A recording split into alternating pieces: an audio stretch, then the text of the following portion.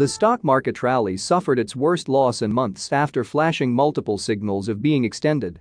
Big techs led the sell-off, including Apple, Microsoft, Tesla and Amazon. A bunch of other techs also sold off, but the retreat was broad-based beyond tech. The Nasdaq Composite, which has led the stock market rally, led Thursday's and today's retreat. The tech-heavy index had hit the top of channel lines while separating from moving averages. Many big techs had also started looking frothy, with the Apple and Tesla stock splits sending both stocks on enormous runs. Recent buying opportunities from breakouts and pullbacks are failing or have already failed. Therefore, investors should take a more cautious approach, even if the stock market rebounds from here.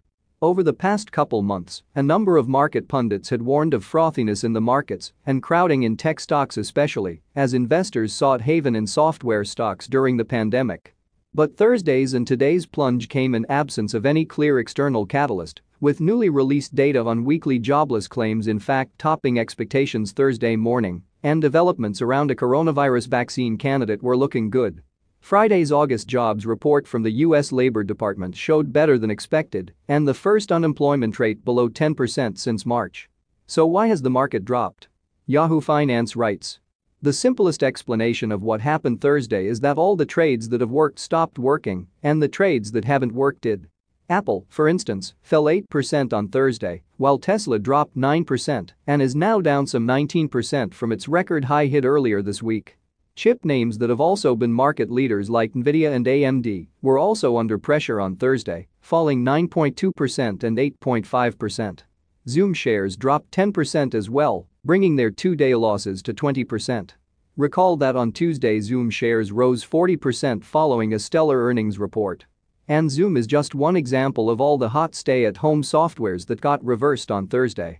Throw a dart at a SaaS name or any stock levered to the at-home economy and you found a big loser on Thursday.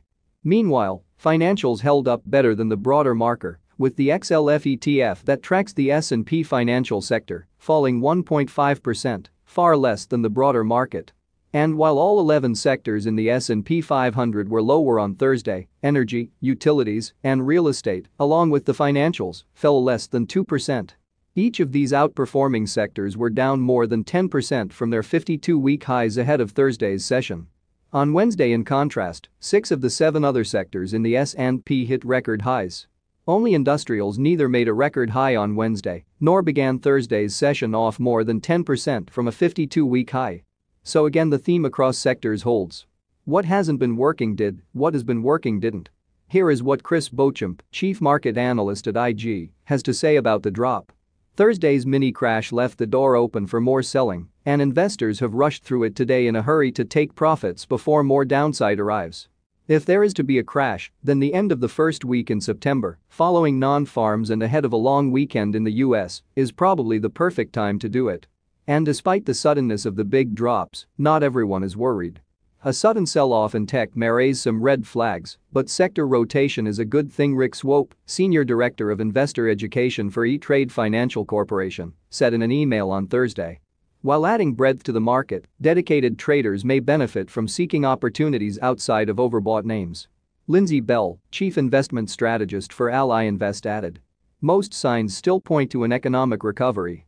But there are a lot of obstacles between now and the end of the year. Stimulus uncertainty, budget negotiations, presidential debates, corporate conferences, and the election. The next few months could be a bumpy ride. So what to do now? Investors should have already taken some profits in recent days, selling into strength, shaving more positions in Thursday's sell-off or adopting a hedging strategy. Investors should once again grade their current holdings and decide whether to exit. If you want to keep a few potential big winners or long-term leaders, you may need to let others go. Beyond protecting your portfolio, defensive action now is key to protecting your psyche.